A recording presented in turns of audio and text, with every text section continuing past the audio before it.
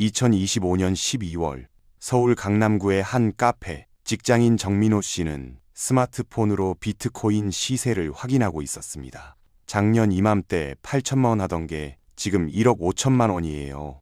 근데 제 연봉은 그대로 4,500만 원이네요. 그의 한숨 뒤로 옆 테이블 대화가 들렸습니다. 강남 아파트 또 올랐대. 우리 월급으론 평생 못 사겠어. 이게 2025년 대한민국의 풍경이었습니다. 비트코인, 금, 주식, 부동산 모든 자산 가격이 치솟았어요. 이름하여 에브리띵 랠리, 즉 모든 것이 오르는 장세였죠. 문제는 딱 하나만 안 올랐다는 겁니다. 바로 월급이었어요. 숫자로 볼까요? 2023년부터 2025년까지 3년간 비트코인은 87% 올랐습니다. 금은 42% 상승했어요. 서울 아파트 평균 가격은 28% 뛰었죠.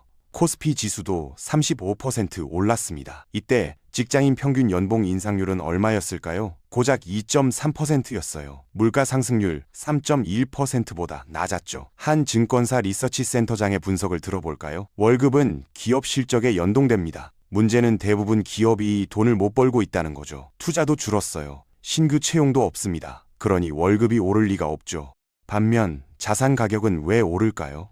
돈의 가치가 떨어지고 있기 때문입니다. 2020년 이후 전 세계 중앙은행들이 돈을 찍어냈어요. 은행들이 낮은 금리로 대출을 해줬죠. 정부가 빚을 내서 돈을 풀었습니다. 그렇게 풀린 돈이 어디로 갔을까요? 자산시장으로 갔습니다. 사람들이 그 돈을 빌려서 주식을 사모요. 금을 샀습니다. 비트코인을 샀죠. 부동산을 샀어요. 그러니 자산 가격이 올랐던 겁니다. 2025년 11월 한 부동산 중개업소 대표의 증언입니다. 요즘 집 사는 사람들 보면 현금 안 가져와요. 전부 대출이에요. 금리가 낮으니까 빚내서 사는 거죠. 집값 오르면 대출 이자보다 더 벌 수 있으니까요. 이게 바로 문제의 핵심이었습니다. 열심히 일해서 버는 돈보다 빚내서 자산에 투자한 돈이 더 많이 벌었어요. 월급쟁이는 바보가 되는 구조였죠. 경제학자들은 이런 현상을 오래전부터 경고해 왔습니다. 돈으로 장난치지 마라. 경제는 생산성이 올라가야 잘 사는 거다. 돈 찍어서 경기 부양하는 건 잠깐 효과일 뿐이다. 결국엔 물가만 올리고 경제를 망친다. 맞는 말입니다. 문제는 정치권이 절대 이 말을 안 듣는다는 거예요. 왜일까요? 표 때문입니다. 국민들한테 돈 뿌리면 표를 주거든요. 고통스러워도 참고 견디자고 하면 표를 안 줘요. 2026년을 앞둔 시점에서 전문가들의 전망은 명확했습니다. 이 흐름은 계속될 것이다. 월급은 안 오르고 자산 가격만 오르는 현상은 멈추지 않을 것이다. 왜냐하면 아무도 이걸 멈출 수 없기 때문이다. 왜 아무도 못 멈출까요? 정치인들은 표 때문에 못 멈춥니다. 중앙은행은 경기 때문에 못 멈춰요. 기업들은 빚이 많아서 못 멈춥니다. 개인들은 대출받아서 집 샀는데 집값 떨어지면 안 되니까 못 멈춰요. 모두가 이 게임을 계속하고 싶어 하는 겁니다. 이게 2025년 12월 우리가 마주한 현실이었습니다. 그렇다면 우리는 어떻게 해야 할까요? 계속 월급만 받으면서 뒤처질 건가요? 아니면 이 흐름에 올라타서 돈을 벌 건가요? 여기서부터 2026년 돈 버는 방법이 시작됩니다. 2020년 2월 코로나19가 전 세계를 강타했습니다. 경제가 얼어붙었어요. 실업률이 치솟았죠. 이때 각국 정부와 중앙은행이 내린 결정이 모든 걸 바꿔놨습니다. 바로 돈을 찍어내기로 한 거예요. 미국 연방준비제도가 제일 먼저 움직였습니다. 2020년 3월 기준금리를 0%로 내렸어요. 한국은행도 따라갔죠. 기준금리를 0.5%까지 내렸습니다. 기준금리 0%가 뭘 의미할까요? 중앙은행이 시중은행들한테 이렇게 말하는 거예요. 내가 돈 찍어서 너희한테 공짜로 빌려줄게. 그 돈 가지고 사람들한테 싸게 대출해줘. 2020년 4월 주택담보대출 금리가 연 2%였습니다. 1억을 빌려도 1년에 이자가 200만 원밖에 안 됐어요. 그러니 사람들이 뭘 했을까요? 돈을 빌렸습니다. 집을 샀어요. 주식을 샀죠? 여기서 끝이 아니었습니다. 미국, 일본, 유럽의 중앙은행들은 양적 완화를 했어요. 양적 완화란 뭘까요? 중앙은행이 직접 자산을 사는 겁니다. 정부가 발행한 국채를 중앙은행이 사줘요. 주식 ETF까지 샀습니다. 돈을 찍어서 말이죠. 2020년 5월부터 본격적으로 시작됐습니다. 미국 연준이 매달 1,200억 달러어치 자산을 샀어요. 우리 돈으로 월 140조 원입니다. 전 세계 중앙은행들이 동시에 돈을 찍어냈습니다. 그 결과가 뭐였을까요? 2021년 12월을 볼까요? 비트코인이 8천만 원을 넘었습니다. 나스닥 지수가 사상 최고치를 찍었어요. 서울 아파트 가격이 2년 만에 40% 뛰었죠. 모든 게 올랐어요. 이때 2022년 2월 러시아가 우크라이나를 침공했습니다. 석유 수출이 막혔어요. 곡물 수출도 멈췄죠. 공급이 끊기니까 가격이 폭등했습니다. 전 세계 물가가 폭발한 겁니다. 2022년 6월 미국 물가 상승률이 9.1%를 기록했습니다. 중앙은행들이 급해졌어요. 그래서 2022년 3월부터 금리를 올리기 시작했습니다. 미국 연준이 0%였던 금리를 5.5%까지 올렸어요. 그러자 자산 가격이 떨어지기 시작했습니다. 2022년 11월 비트코인이 2,300만 원까지 폭락했어요. 나스닥도 30% 떨어졌습니다. 빚을 내서 투자한 사람들이 무너졌죠. 이게 바로 돈의 장난이었습니다. 중앙은행이 돈을 풀면 자산 가격이 올라요. 긴축하면 떨어지죠. 패턴은 항상 똑같습니다. 경기가 나쁘다. 돈을 찍어낸다. 자산 가격이 오른다. 거품이 생긴다. 물가가 오른다. 금리를 올린다. 거품이 터진다. 2024년이 되자 상황이 더 복잡해졌습니다. 금리는 여전히 높은데 경기는 안 좋았어요. 이때 자산 가격만 다시 오르기 시작했어요. 왜일까요? 사람들이 현금을 믿지 못하게 됐기 때문입니다. 돈 가치가 계속 떨어지는데 현금 들고 있으면 바보지, 이런 생각이 퍼진 거예요. 2025년 들어서면서 비트코인이 다시 1억을 넘었습니다. 금값이 사상 최고가를 찍었어요. 핵심을 정리하겠습니다. 왜 자산 가격은 계속 오를까요? 세 가지 이유 때문입니다. 첫째, 돈은 계속 찍어낼 수밖에 없어요. 정치권이 표를 얻으려면 돈을 뿌려야 하거든요. 경기가 나빠지면 참지 못하고 또 돈을 풀 겁니다. 둘째, 돈은 늘어나는데 자산은 한정돼 있어요. 서울 강남 아파트는 더 이상 안 지어집니다. 금도 채굴량이 정해져 있어요. 비트코인도 2,100만 개로 고정돼 있죠. 공급은 한정인데 돈은 무한정 찍어내니까 가격이 오를 수밖에 없습니다. 셋째, 모두가 이 게임을 계속하고 싶어 해요. 집 산 사람은 집값 떨어지면 안 되죠. 주식 산 사람도 주가 올라야 해요. 정치인도 경기 살려야 하고요. 그러니 돈을 계속 찍어낼 겁니다. 그렇다면 우리의 선택은 명확합니다. 이 흐름을 이해하고 올라타야 해요. 월급만 믿고 저축만 하면 뒤처집니다. 자산에 투자해야 살아남아요. 구체적으로 어떻게 할까요? 지금부터 그 방법을 알려드리겠습니다. 2026년 1월 뉴욕 연방준비제도에 새 의장이 취임했습니다. 트럼프 대통령이 원하던 사람이었죠. 그의 임무는 명확했습니다. 금리를 낮춰서 트럼프가 돈을 쓸 수 있게 만드는 거였어요. 왜 트럼프는 금리를 낮추고 싶었을까요? 국채를 찍어내 싶었기 때문입니다. 지금은 금리가 높잖아요? 국채를 발행하면 이자 부담이 엄청나요. 금리를 낮추면 이자 부담이 줄어들죠. 그 돈으로 트럼프는 자기가 하고 싶은 일을 할 수 있습니다. 한편 상반된 흐름도 있었습니다. 바로 국방비 증가였어요. 2026년 1월 NATO 회원국들이 결론을 내렸습니다. 각국은 GDP의 5%를 국방비로 쓴다. 독일, 영국, 프랑스가 선언했죠. 한국도 마찬가지였습니다. GDP의 3.5%를 국방비로 쓰기로 했어요. 기존 2.3%에서 1.2%포인트 늘어난 겁니다. 한국 GDP가 2,300조 원이니까 3.5%면 80조 원이에요. 27조 원이 더 필요한 거죠. 이 돈을 어디서 구할까요? 빚을 내는 겁니다. 정부가 국채를 발행해요. 27조 원어치 국채를 더 찍어내는 거죠. 문제는 국채 공급이 늘어나면 어떻게 될까요? 국채 가격이 떨어집니다. 국채 가격이 떨어진다는 얘기는 국채 금리가 오른다는 뜻이에요. 국채 금리가 오르면 시장 전체 금리가 올라요. 왜냐고요? 돈이 국채로 몰리니까 다른 데는 돈이 부족해지죠. 그럼 금리를 높여야 돈을 빌릴 수 있습니다. 2026년 전망을 정리하면 이렇습니다. 트럼프는 금리를 내리려고 해요. 각국 정부는 국방비 때문에 국채를 찍어내면서 금리를 올리는 압력을 만들죠. 두 힘이 부딪히는 겁니다. 결과는 어떻게 될까요? 금리는 등락을 반복할 겁니다. 자산 가격도 들쭉날쭉하겠죠. 한 달에 20% 오르기도 하고 30% 떨어지기도 할 거예요. 변동성이 클 겁니다. 다만 장기적으로 보면 자산 가격은 오를 수밖에 없습니다. 왜? 돈은 계속 찍어내니까요. 금리를 올리든 내리든 결국 통화량은 늘어날 겁니다. 정치권이 참지 못하거든요. 그렇다면 2026년 어떤 자산이 오를까요? 세 가지가 확실합니다.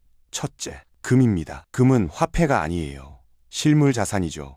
돈을 아무리 찍어내도 금은 늘어나지 않아요. 금 채광량은 정해져 있습니다.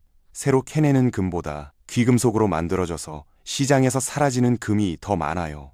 희소성이 높아지는 거죠. 2025년 12월 금값이 온스당 2,650달러를 넘었습니다. 2026년엔 3,000달러를 넘어설 거라는 전망이 지배적이에요. 금 투자 방법은 간단합니다. 은행에서 금 통장 만들거나 금 ETF를 사면 돼요. 둘째, 달러입니다. 달러가 약세라는 얘기가 많지만 그래도 가장 안전한 화폐예요. 트럼프가 달러 패권을 강화하려고 온갖 수단을 쓸 겁니다. 스테이블 코인 발행, 100년 만기 채권 발행 같은 거죠. 원화 가치는 계속 떨어질 가능성이 높습니다. 한국 기업들이 국내 투자를 안 하니까요. 해외로 나가죠. 그러면 달러 수요는 늘고 원화 수요는 줄어요. 환율이 오르는 겁니다. 달러 투자는 어떻게 하나요? 은행에서 달러 통장 만들면 됩니다. 또는 달러 ETF를 사도 돼요. 포트폴리오의 20에서 30%는 달러로 갖고 계세요. 셋째, 부동산입니다. 모든 부동산이 오르는 건 아니에요. 입지가 전부입니다. 서울, 강남, 서초, 송파. 이 세 곳은 계속 오를 겁니다. 왜일까요? 교통, 교유료, 쇼핑 모든 게 집중돼 있거든요. 제2의 강남을 만들 수 있을까요? 불가능합니다. 천문학적인 돈이 필요한데 정부에 그런 돈이 없어요. 그러니 강남 아파트는 희소성이 유지됩니다. 공급은 한정인데 수요는 계속 있으니까 가격이 오를 수밖에 없죠. 반면 지방 부동산은 위험합니다.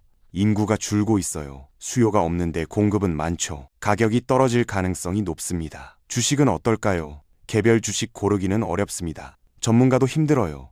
대신 ETF를 활용하세요. 미국 S&P 500 ETF, AI 관련 ETF, 반도체 ETF 이런 걸 조금씩 사두면 됩니다. 비트코인은 어떻게 볼까요? 고위험, 고수익 자산입니다. 변동성이 엄청나요. 한 달에 50% 오르기도 하고 40% 떨어지기도 해요. 전 재산 넣으면 위험하지만 포트폴리오에 510% 정도는 괜찮습니다. 2026년 투자 전략을 정리하겠습니다. 변동성은 클 겁니다. 금리 정책 하나에 시장이 요동칠 거예요. 단기적으로 2030% 등락할 수 있습니다. 하지만 장기적으로 자산 가격은 오를 수밖에 없어요. 돈은 계속 찍어낼 테니까요. 그러니 우리가 할 일은 명확합니다. 단기 변동성에 흔들리지 말고 자산을 꾸준히 모으는 겁니다. 구체적으로 어떻게 할까요? 지금부터 실전 전략을 알려드리겠습니다. 2026년 1월 10일 서울 강남역 근처 한 카페. 직장인 김태영 씨는 노트북을 펼쳐놓고 자신의 계좌를 확인하고 있었습니다. 5년 전에 시작했는데 지금 9,800만 원이네요. 거의 1억 됐어요. 그의 월급은 평범했습니다. 300만 원에서 시작해서 지금 400만 원이에요. 특별한 재능도 없었죠. 그냥 딱 세 가지만 했어요. 매달 같은 날 같은 금액 투자, 절대 안 팔기, 비율 지키기, 이게 전부였습니다. 김태영 씨가 2021년 1월에 시작했을 때 뭘 샀을까요? 복잡한 거 없었습니다. 미국 주식 ETF, 한국 주식 ETF, 금, 달러 딱 4개였어요. 매달 70만 원을 이 4개에 나눠서 샀죠. 미국 주식에 8만 원, 한국 주식에 21만 원, 금에 14만 원, 달러에 7만 원. 이 비율을 5년간 지켰습니다. 2022년에 큰일이 있었어요. 주식이 30% 폭락했죠. 비트코인은 반토막 났습니다. 주변 사람들이 난리였어요. 야, 너 손해 엄청 봤지? 김태영 씨는 뭘 했을까요? 아무것도 안 했습니다. 계좌 안 봤어요. 그냥 매달 5일 자동이체만 유지했죠. 무서웠어요, 솔직히. 근데 팔면 진짜 손해잖아요. 안 보는 게 답이더라고요. 2023년이 되니까 어떻게 됐을까요? 다시 올랐습니다. 그때 판 사람들은 바닥에서 팔고 높을 때 다시 산 거예요. 김태영 씨는 바닥에서도 계속 샀죠. 그러니 평균 매입 단가가 낮아진 겁니다. 2023년 한 해만 수익률이 45%였어요. 손해본 적이 없는 사람들보다 제가 더 많이 벌었죠. 한 증권사 재무설계사의 설명을 들어볼까요? 대부분 사람들이 실수하는 게 뭐냐면 떨어질 때 팔고 오를 때 산다는 겁니다. 공포에 팔고 욕심에 사는 거죠. 돈 버는 사람들은 거꾸로 해요. 떨어질 때 사고 많이 올랐을 때 팔죠. 김태형 씨 같은 경우가 딱 교과서적인 케이스예요. 김태형 씨의 포트폴리오를 구체적으로 볼까요? 복잡하지 않습니다. 미국 쪽은 S&P 500 ETF가 절반이었어요. 애플, 마이크로소프트, 엔비디아 이런 회사들이 들어있죠. 나머지는 AI 관련 ETF였습니다. 한국 쪽은 반도체 ETF하고 방산 ETF였어요. 금은 금 현물 ETF로 샀죠. 달러는 그냥 은행 달러 통장에 넣었습니다. 왜 이 4개였을까요? 김태형 씨의 설명입니다. 전문가들 유튜브 엄청 봤어요. 공통점이 있더라고요. 미국 경제는 장기적으로 우상향한다. 한국은 반도체랑 방산만 산다. 금은 보험이다. 달러는 필수다. 이 4가지였어요. 그래서 이것만 샀죠. 2024년에 김태형 씨한테 큰 유혹이 있었습니다. 비트코인이 엄청나게 올랐거든요. 주변에서 다들 얘기했어요. 야, 코인 안 해? 나 3개월 만에 2배 벌었어. 김태형 씨는 혹했죠. 솔직히 갈아타고 싶었어요. 근데 안 했어요. 왜냐고요? 비트코인이 떨어질 때 제 ETF는 버텼거든요. 오를 때는 비트코인이 더 많이 오르지만 떨어질 때도 더 많이 떨어져요. 저는 안정적으로 가고 싶었어요. 결과는 어땠을까요? 2025년 비트코인이 또 폭락했습니다.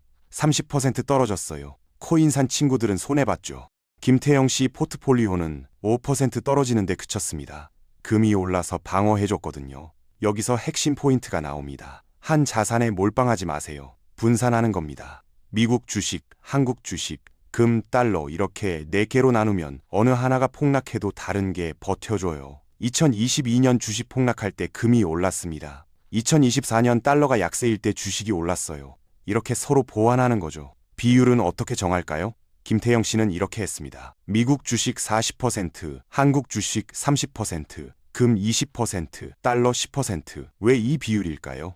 미국이 제일 안전하니까 제일 많이 넣었어요. 한국은 변동성이 크지만 수익률도 높으니까 30%, 금은 보험이니까 20%, 달러는 환율 방어용으로 10%. 이게 제일 안정적이더라고요.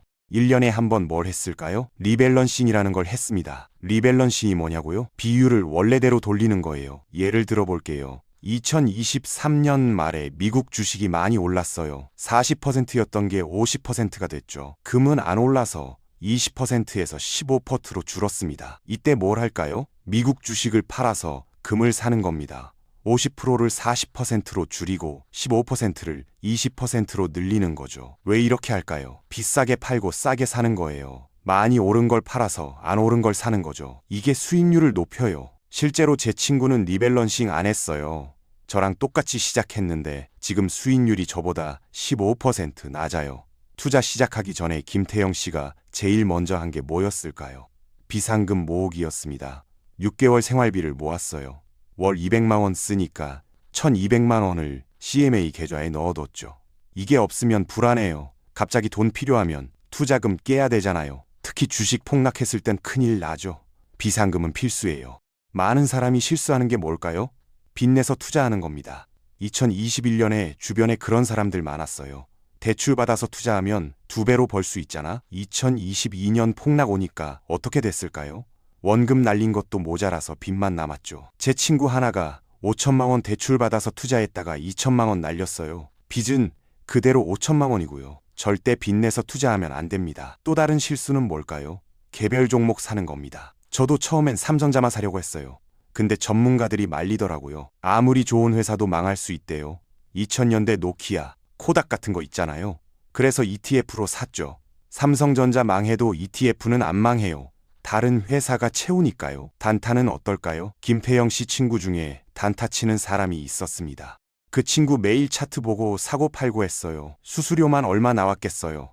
5년 하고 나니까 수익률이 10%도 안 됐대요. 저는 아무것도 안 하고 40% 벌었는데요. 단타는 전문가도 어려워요. 뉴스 보고 투자하는 것도 위험합니다. 2022년에 뉴스에서 반도체 대박 난다고 했어요. 그때 산 사람들 다 손해봤죠. 뉴스 나왔을 땐 이미 늦었어요. 전문가들은 그 전에 다 사요. 뉴스는 무시하세요. 수수료도 중요합니다. 같은 S&P 500 ETF인데 수수료가 다르더라고요. 어떤 건 연 0.07%, 어떤 건 0.5%, 차이가 0.43%이에요. 별거 아닌 것 같죠? 5천만 원 투자하면 1년에 21만 원 차이예요. 10년이면 210만 원이죠. 무조건 수수료 낮은 거 고르세요. 2026년 현재 김태형 씨의 계좌는 9,800만 원입니다. 여기에 회사 성과급 200만 원 넣으면 1억 넘어요. 5년간 투자한 돈은 4,200만 원이었죠. 수익금이 5,600만 원입니다. 수익률 133%예요. 한편 김태형 씨 친구는 어떻게 됐을까요? 똑같이 월급 300만 원 받았어요. 이 친구는 뭘 했나요? 전부 은행 예금에 넣었습니다. 5년간 모은 돈이 4,200만 원이죠. 이자 받아서 4,600만 원 됐어요. 400만 원 번 겁니다. 차이가 뭘까요? 5,200만 원 차이예요. 김태형 씨는 5,600만 원 벌었고 친구는 400만 원 벌었죠. 같은 월급, 같은 시간인데 결과는 완전히 달랐습니다. 김태형 씨가 마지막으로 한 말입니다. 특별한 거 없어요. 복잡한 기술도 필요 없고요. 그냥 3가지만 지켰어요. 첫째, 매달 같은 날 같은 금액 투자. 둘째, 절대 안 팔기. 셋째, 1년마다 비율 맞추기. 이게 전부였어요. 누구나 할 수 있어요. 2026년 2월 또 다른 사례를 볼까요? 박지연 씨는 월급 250만 원 받는 사회초년생입니다. 저는 50만 원만 투자해요. 적다고요? 5년 하면 얼마인지 아세요? 그녀가 계산기를 꺼냈습니다. 월 50만 원, 5년이면 3천만 원이에요. 여기에 수익률 40%면 4,200만 원이죠. 20대에 4천만 원 모으는 사람이 얼마나 돼요? 박지연 씨의 포트폴리오는 더 간단했습니다. 미국 S500, EP500 ETF 하나만 샀어요. 복잡한 거 싫어해요. 그냥 미국 경제만 믿어요. 50년간 우상향했잖아요. 앞으로도 그럴 거예요. 실제로 S&P 500은 1970년부터 2025년까지 55년간 연평균 10% 올랐습니다. 핵심을 정리하겠습니다. 2026년 돈 버는 방법은 이겁니다. 매달 일정 금액을 자산에 투자하세요. 미국 주식, 한국 주식, 금, 달러로 나누세요. 떨어져도 팔지 마세요. 1년마다 비율 맞추세요. 이게 전부예요. 월급은 안 오를 겁니다. 2026년에도 2030년에도 마찬가지예요. 기업들이 돈을 못 버니까요. 반면 자산 가격은 오를 수밖에 없습니다. 정치권이 계속 돈을 찍어낼 테니까요. 그러니 우리가 할 일은 명확합니다. 자산을 모으는 거예요. 5년 후 당신의 통장을 상상해 보세요. 김태형 씨처럼 이력이 있을 수도 있고 여전히 4천만 원에 머물러 있을 수도 있어요. 차이는 단 하나입니다. 오늘 시작했느냐 안 했느냐. 내일 시작하면 하루 늦는 겁니다. 다음 달 시작하면 한 달 늦는 거예요. 여러분은 어떤 선택을 하시겠습니까? 5년 뒤에도 월급만 받으면서 집값 올란덜, 주식 올랐네 하면서 한숨만 쉬실 건가요? 아니면 지금 시작해서 5년 뒤 1억을 만드실 건가요? 댓글로 여러분의 결심을 공유해 주세요. 구독과 좋아요, 알림 설정 부탁드립니다. 감사합니다.